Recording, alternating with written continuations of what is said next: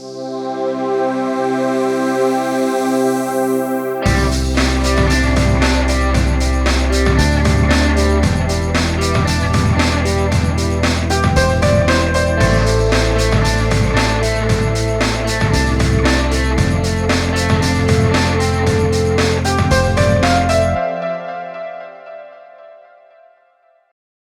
hot weather in the recent 2-3 weeks or a month, which I would say, quite frankly, threw pretty much all the projections out the window, even that were being contemplated at the ISO level around the potential decline in consumption.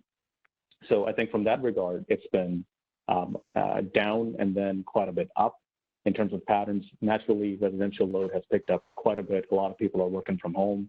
Air conditioning is on most of the time.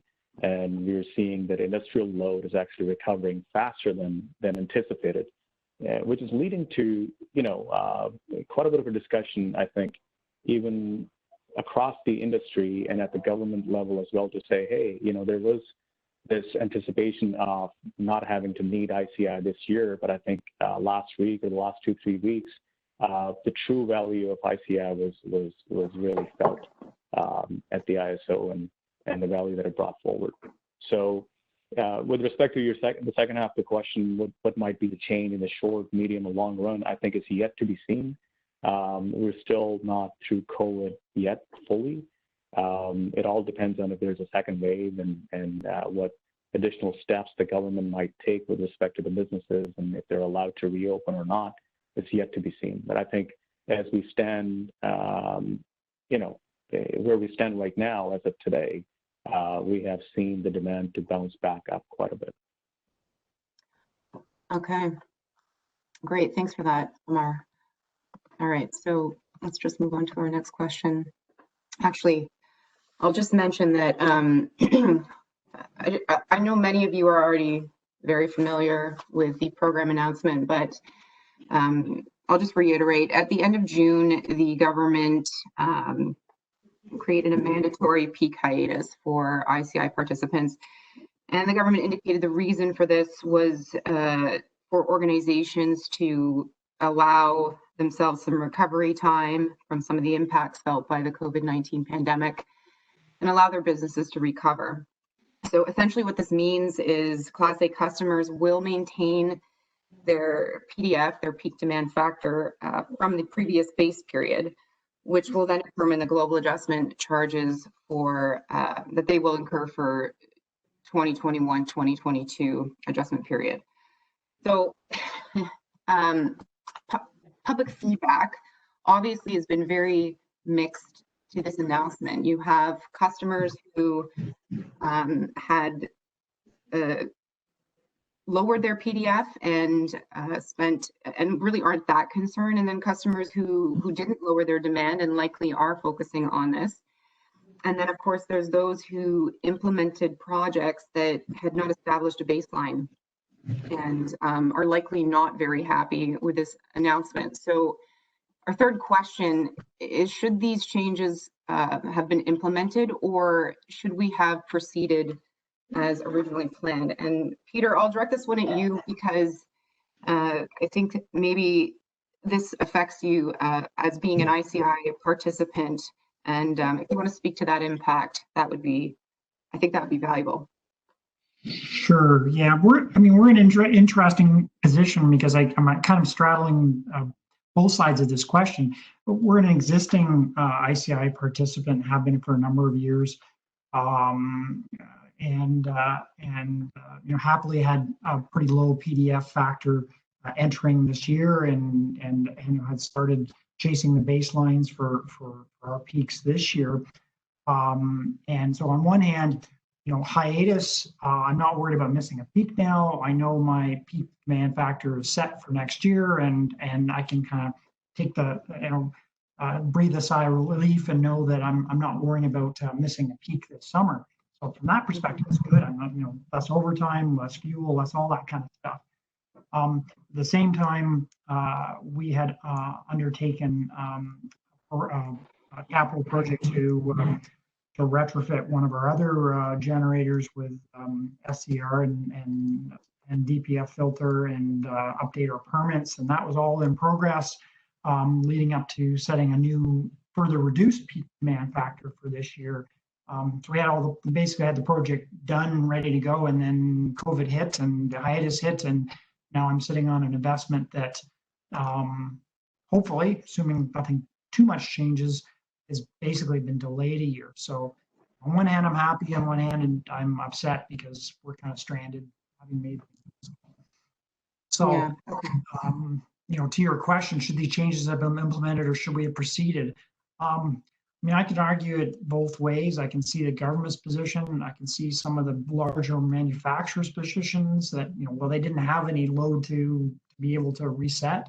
We were trying to get out of what might have been or is a serious situation through this summer. So I can definitely see why there really was, no matter how they did it, there would have been winners and losers probably. So I guess personally, I have to be a bit pragmatic, and that's what I kind of set up to my board of directors is like, you know what, it's not a great situation, but it is a pandemic, so there's going to be some winners and losers, and it probably was a reasonable compromise position for the government. Yeah. Okay. Thanks, Peter. Ammar, do you want to add your perspective as well? Certainly, Megan. I think this is the $13 billion question that you've just asked here. That's the price of GA on a yearly basis, roughly. I think it really depends on who you speak with and their unique circumstances, and I want to elaborate that on a little bit. If you are sitting in as an investor, obviously the answer is it should have proceeded as originally planned because your investments as a third-party service provider were based on some anticipated revenues, as a result of a program that was run by a very stable counterparty, i.e. the ISO, right?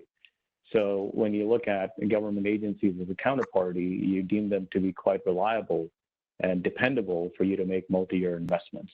So the answer from an investor standpoint definitely would be should have proceeded as planned.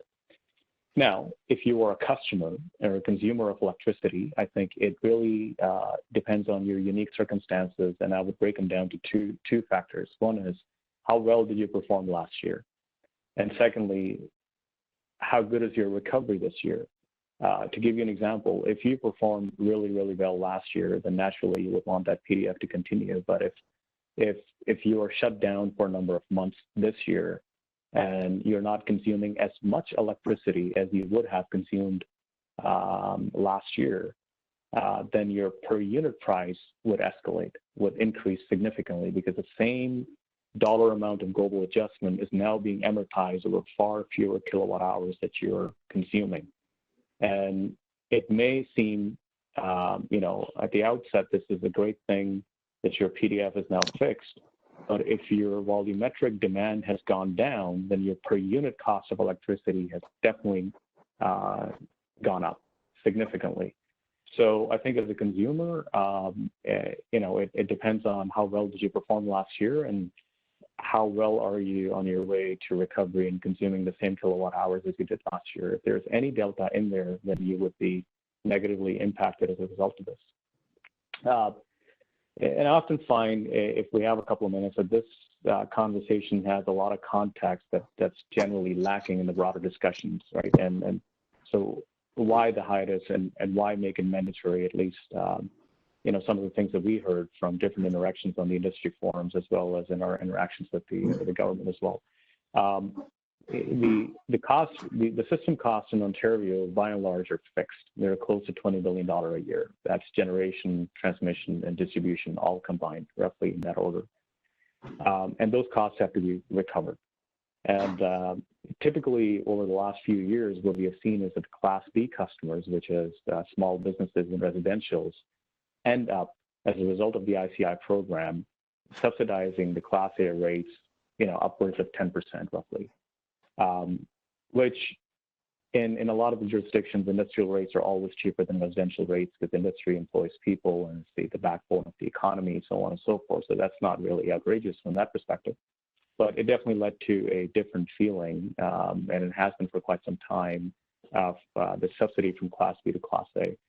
And the notion of making it mandatory, and there were a lot of discussion around, should it be optional, should it not be optional, and if economic recovery is really what's sought here, and this is my own personal view, I think then I would have probably leaned a bit more to the side of optionality, because any Class A customer, arguably, who is improving their peak demand factor this year and reducing their electricity cost, had it not been mandatory, arguably are that much more likely to recover faster. And conversely speaking, if you performed poorly last year, and now you're in the middle of the pandemic and you're trying to recover, and then you're burdened with additional costs that you have no control over for a year or two, arguably your economic recovery and your competitiveness is that much more difficult. So I think it's a very nuanced discussion, and it really depends on who you talk to and what their individual circumstances are. Okay, great. Thanks, Ammar.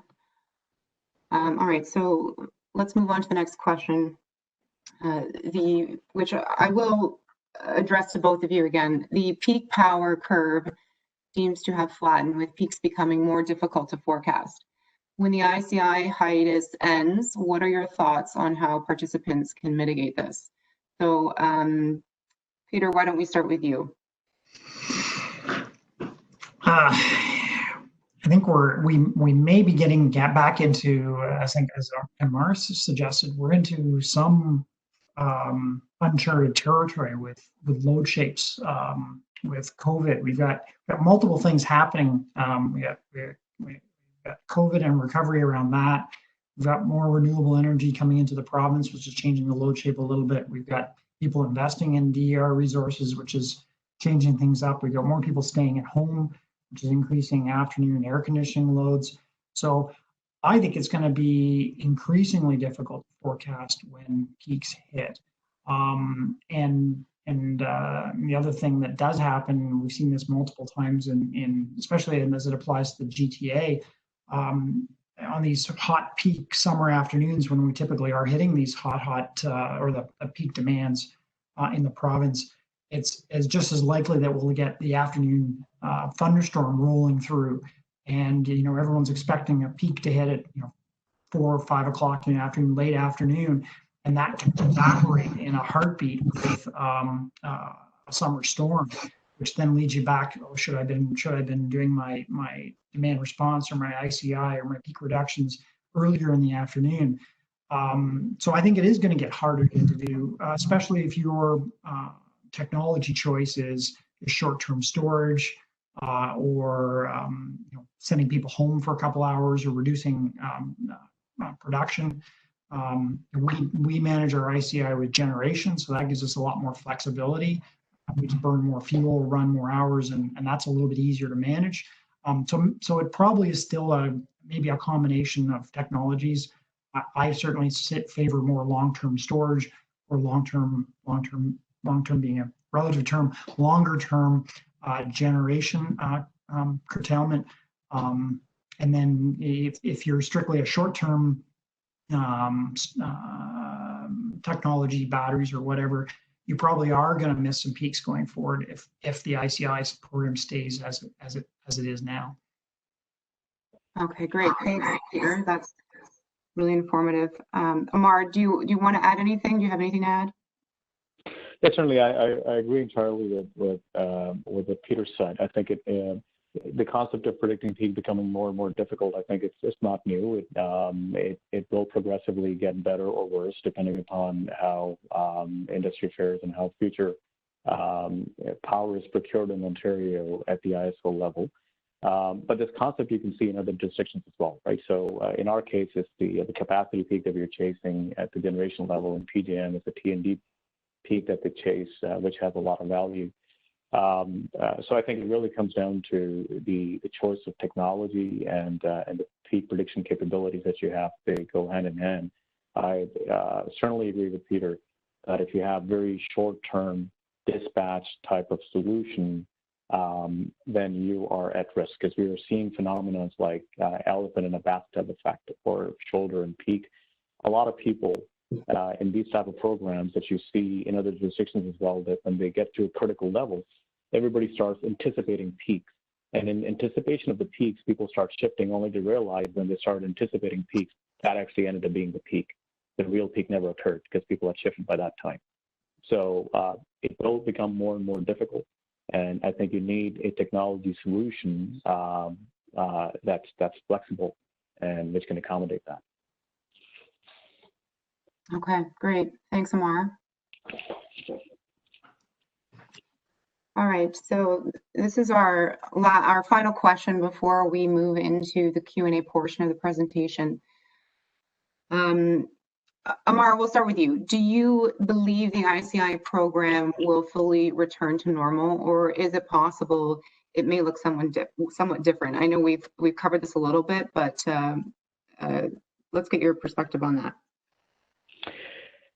Megan, I believe it will be a combination of both. I know that's not really an answer, but I'll try to explain. I think I go back to the premise that the system costs are fixed, and they have to be recovered.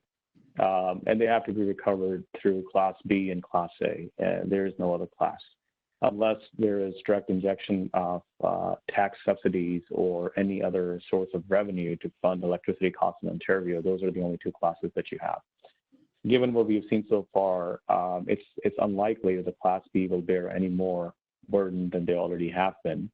So that leads me to believe that if costs are fixed and if there's no injection of subsidy, there could be, I don't know, we don't know. Or if the load doesn't dramatically increase to reduce per unit cost, then the program will potentially return to the same value. It may capture the same value as it had before. Whether it's called ICI or something else, we don't know. There's a lot of discussion that's happening right now vis-a-vis dynamic pricing, interruptible rates, right, industrial rates. And these are things that have been talked about, implemented in other jurisdictions as well. These are all the options on the table, I believe, decision makers would be looking at.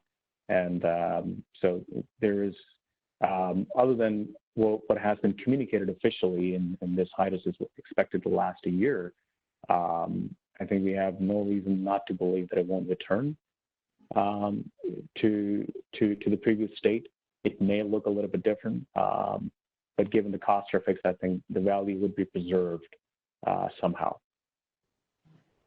Okay. Great, thanks, Ammar. Peter, do you want to add anything? Yeah, I guess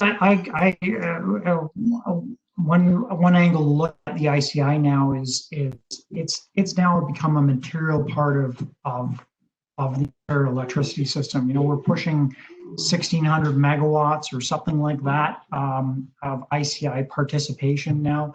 You know, that's half of Darlington. It's an amount of avoided generation that you can't ignore.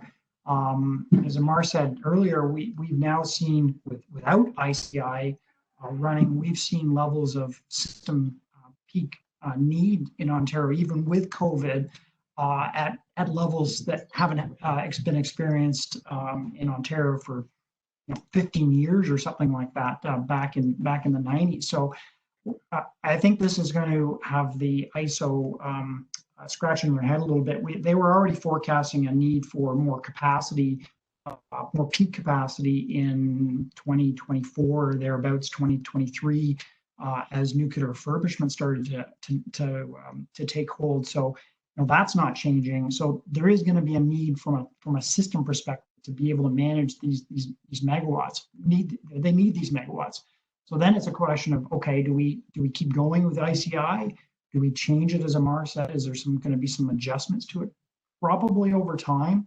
But in the short term, if we've got now a number of participants, large industrial participants that at a political level would clearly argue if they try to pull it materially or reduce the incentives from a dollar perspective materially, it'll quickly turn into the argument of, well, I'm leaving the province because I can't afford the rates anymore. So you'll get some of that going on at the political level. The flip side argument is back to the residential voter. I mean, my electricity rates are too high, and how do we manage all that? So I think there's still a system need for these megawatts. How it unfolds over time, it'll probably change. Eventually, it probably should be a little bit less expensive than what some would argue we're us ICI class A participants have some might. I had people say, or I've heard people say, it's a sweet, and for some it is. Maybe it is too generous. Maybe we need to back off a little bit and alter the plans a little bit. But I'm certainly forecasting a return to ICI, at least in the short term. It might be slightly different, but I think we're in for it for the long haul. Great. Okay. Thanks, Peter. All right. So we have a couple questions in the Q&A section. I encourage you, if you do have a question, please submit one. But I think we're going to start with Richard. We had a good question from Richard. And Richard says, criticizing the ICI program is easy. What are some reasonable alternatives that should be considered instead? And how do we better balance energy costs between ICI and Class B customers? So, Ammar, do you want to respond to that?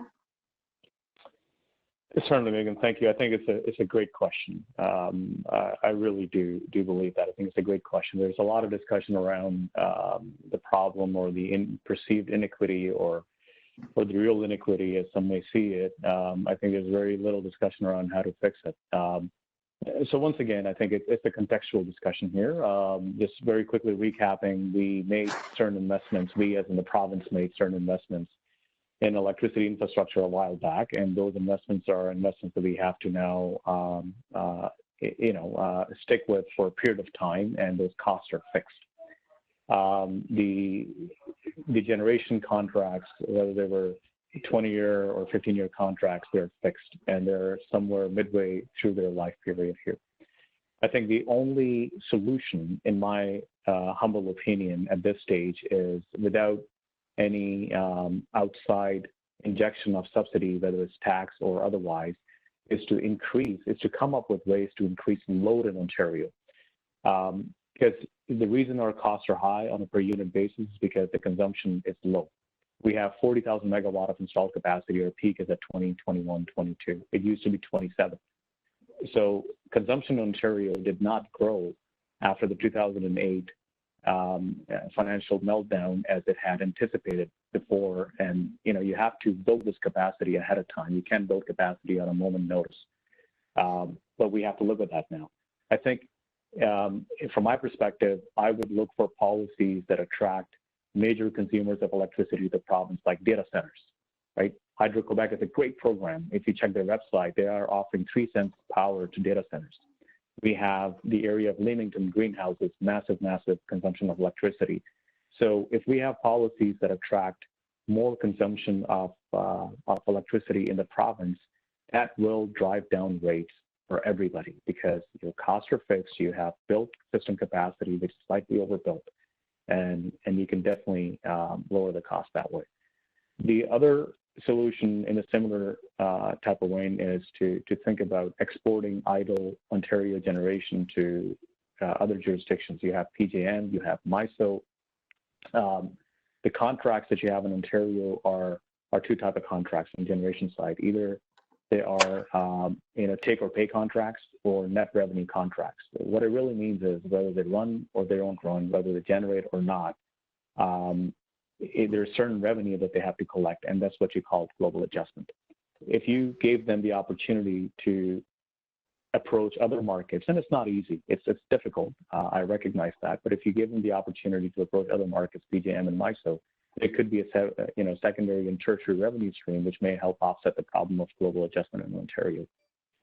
These things are being looked at, have been looked at, but I think the most potent and natural solution from my perspective, without a band-aid solution, would be to look for policies to increase load in Ontario, and that should help with the rates for everybody. Okay, thanks, Ammar. That's great. Peter, do you have anything to add to that? No, I think it's a difficult problem. As Ammar said, it's a lot of fixed costs that have to be recovered. It is one way. Restructuring is another way. The current government is already funding part of the cost through tax base. Now it's going to residential subsidies. Maybe that gets moved around a little bit in terms of tax base funding more public policies initiatives like renewable, cost of renewables. So that's more of a policy perspective. So maybe that's where the tax base funding heads, but it is a difficult issue. No one right answer. It's almost a lose-lose scenario. The costs are the cost. It's really who gets to pick it up. The costs aren't going away. So how do we deal with it? Yeah, good point. Thanks, Peter. So our next question, and I think it's an important one for those who are investing or have entrepreneurs that are involved in the behind the meter generation business. Mohammed asks, how do you see the impact of the pandemic and its consequences on investors who already deployed behind the meter energy solutions to reduce GA? So, Ammar, do you want to? For sure, certainly. A short answer is I would say devastating, for sure, because this market was quite competitive with a lot of local and foreign players competing for the projects, which really drove the margins significantly down in this phase of ICI, and people took a lot of risks to make these investments, hoping to get these revenues for the next 10 years. I apologize for the background noise. I think they're probably trying to restore my power. We'll see. So I think in the short term, the impact is quite substantial. It's quite substantial. Missed revenues for a year or 2 years will have a significant impact on the overall economic viability of the project. And if ICI reemerges as anything different than what we know right now, I think a lot of the investors would be in a difficult position. However, on the other hand, I think when you're making these type of investments that are longer than a few years, that are 10, 15-year type of investments, I think you ought to carry a level of risk appetite in your investments that would justify something like this happening. And I think for a lot of the investors, it would have been reasonable to assume that something like this would have happened over the next 10 years. I think they just didn't expect it to happen this soon. Okay. Thanks, Ammar. It's great. Peter, do you have anything to add? Unfortunately, this has been a sort of a theme as long as I've been in the electricity sector. The political intervention is sort of a theme that has always been around, and we sort of go through these election cycles, and even in between election cycles, where just when we think we've got some certainty in the electricity market, the rug gets pulled or something changed, and we're fighting an uphill battle again. And I don't think that's going to go away anytime soon, unfortunately. And it really makes it difficult when you're trying to be an investor, especially in a smaller project, because there isn't necessarily a level of risk appetite or sophistication. We're especially the DER marketplace. It's some of the investments. Electricity is not. Even for our business, electricity isn't our primary business. So how much time do you spend thinking about and dealing with risk around the electricity sector, or spending your time on your core business? So it's a difficult one, and the more the government can bring certainty to the electricity sector, that's helpful. but still, yeah, it's a difficult one. Yeah, that makes sense. Okay, thank you. Thanks, Peter. Thanks, Ammar.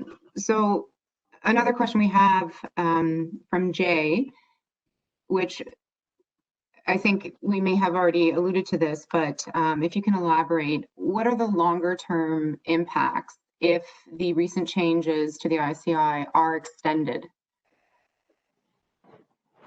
Ammar, do you want to respond? Certainly. I think, Megan, it would come down to, as I mentioned earlier, your PDF as a Class A customer and your consumption levels. So, for example, if you had a really good PDF last year and your consumption levels are normal, you're not seeing any change. In fact, if you have the opportunity to even increase your consumption further with the same PDF, and arguably there would be a net benefit. But conversely is also true.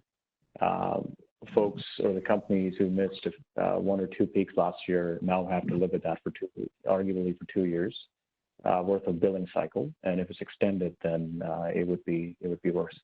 But then there's the other option as well. The other option is to elect and be a Class B customer in those circumstances, because then you know what the ceiling is, and at least that gives you some level of certainty. Because as a business, obviously electricity costs are a major part of your operating costs, and if you're manufacturing or industrial operations with multi-year contracts or deliveries and whatnot, it's really hard to make business decisions in vacuum and uncertainty, not knowing what your operating expenditure is going to look like a year from now.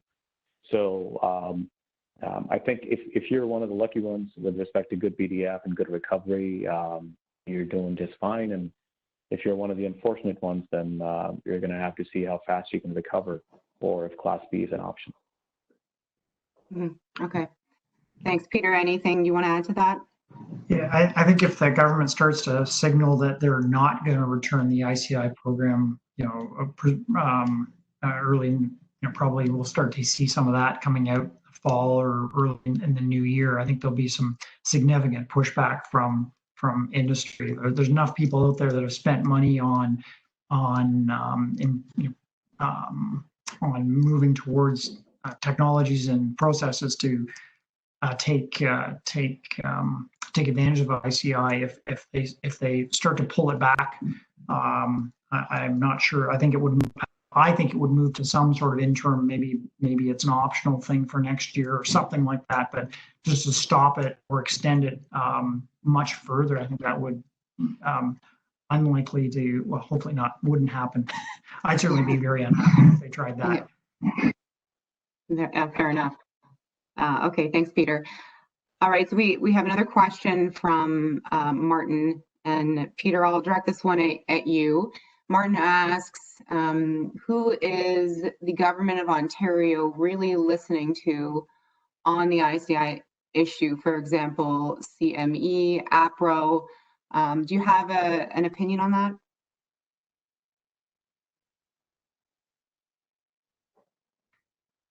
Sorry, I didn't quite. Sorry, my apologies. Yeah, do you want me to reread it? Yeah, if you can just catch. Yeah, no problem. Quite hear it. No problem. So the question was from Martin, who is the government of Ontario really listening to on this ICI issue? As an example, CME or APRO. That's a difficult question. I think they're listening to or trying to listen to probably all those groups, and then trying to. I think in their decision making, for the hiatus, they tried to balance. Presumably all the input, because there's certainly the industry groups saying do it as an optional. Others are saying, just put it in a hiatus because that's another option. So hopefully they're getting input from all the industry groups and making a balanced decision. Hard to say. I mean, I guess as a group or people interested in ICI, I mean, it'll be our obligation, if you will, to make sure we stay on top of the government individual and the ISO, and either through associations or directly, so that that something that is workable does move forward for next year. Okay, great, thanks. Ammar, do you have anything to add on that? And I'll just make a correction here. AMCO was one of the groups mentioned. So, Ammar, do you want to provide some perspective? For sure. I think, Megan, there's definitely varying viewpoints on the outcomes of the decision, but I think government has been engaging all the industry and other stakeholder groups. From my perspective, I think given the severity of the situation, and obviously the pandemic hit everybody really hard, including the government, and how you deal with that. I think they've done a good job of engaging different viewpoints, and of course there are certain viewpoints that are stronger and there's certain voices that are louder. But overall, I think they're listening, as Peter pointed out. They're talking to all stakeholders. Okay, thanks. Thanks for that, Ammar. All right, so another question that comes from Richard. Are there any fundamental improvements that could be made to the ICI program, excluding the impacts of COVID, to increase customer participation and reduce peak demand? So I'll throw that out to Ammar. We can start with Ammar. Yeah, I mean, again, interesting question, tricky question. Arguably, there's any number of changes that you can make to the ICI program. With this program, putting aside the Industrial Conservation Initiative logo, this really is a 5CP program, and really is intended to avoid the need for a future generation, as Peter pointed out earlier. And obviously, what is the value of that 1,600 megawatt water generation, and not having to sign a 20-year, 30-year, 40-year contract on that, right? So I think it all, from my perspective, and in many ways, I consider myself a student of power markets. It really comes down to what type of market would be instituted in Ontario going forward.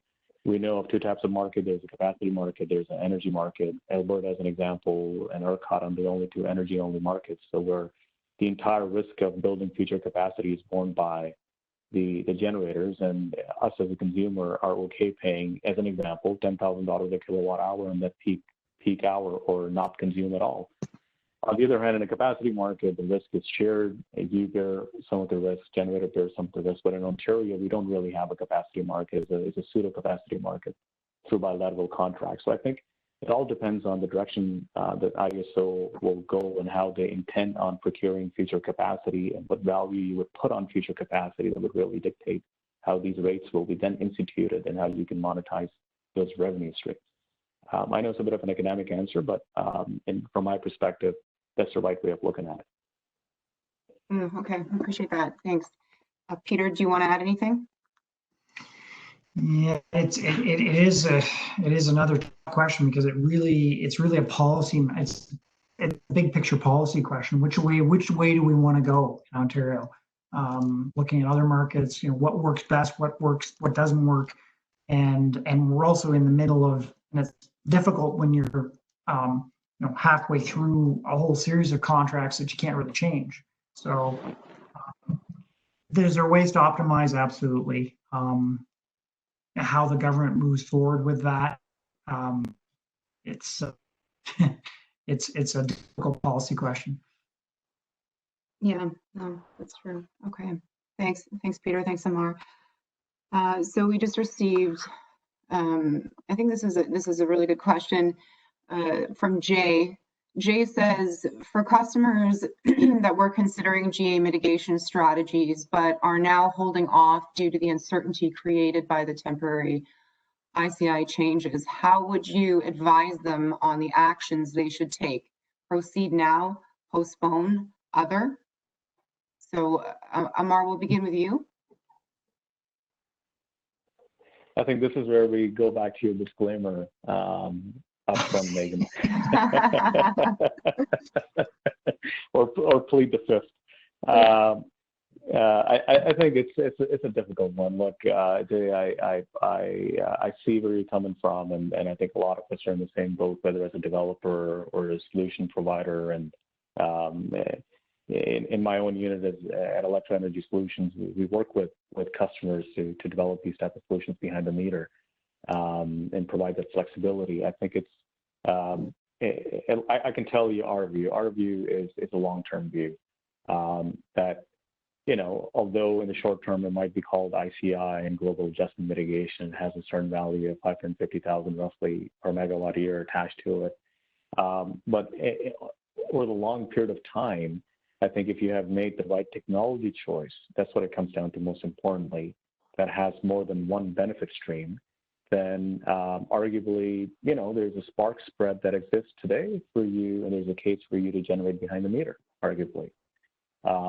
So if you ask me, and I can only speak for myself at this stage, I think our view is a long-term, big picture view, making the right technology choice, and that's what we're doing with our customers as well, where some of these assets can have backup reliability, even prime power capabilities, because the spark spread in Ontario does exist today, arguably. Yeah, I would share that view as well. It's a long-term play. The value of demand response, peak reduction, peak shaving, peak clipping, whatever you want to call it, it's got value to grid operations and your local operations. So in the long haul, I'd certainly be in favor. I mean, you do have to weigh that against. I'd be cautious about getting into a project where you were had to get $600,000 per megawatt per year next 20 years. I think that might be pushing the limits. You might look at something less than that, and if you can do it at a lesser value and try to move on, because there'll always be a value for managing that peak demand and having flexibility for your energy production. Yeah, that's agreed. Okay, thanks, Peter. Thanks, Ammar. So we're gonna have to wrap up, guys. But if there are any additional questions, like we mentioned, we will certainly follow up with you after the webinar. Again, this webinar was recorded, so we will share that recording to all of you who have registered. And I just want to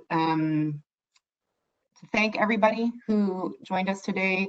A big thank you to both our guest speakers, Ammar and Peter. We really, really appreciate your time as well as your input. This was really, I think, very valuable. So thank you very much, everybody. Stay tuned, please, for next session or next live Let's Talk Energy session. That will be either coming your way into your inbox or perhaps your junk mail. So check both, please. And you'll receive those details at a later date. So thanks again, everybody. Please continue to stay safe and stay healthy.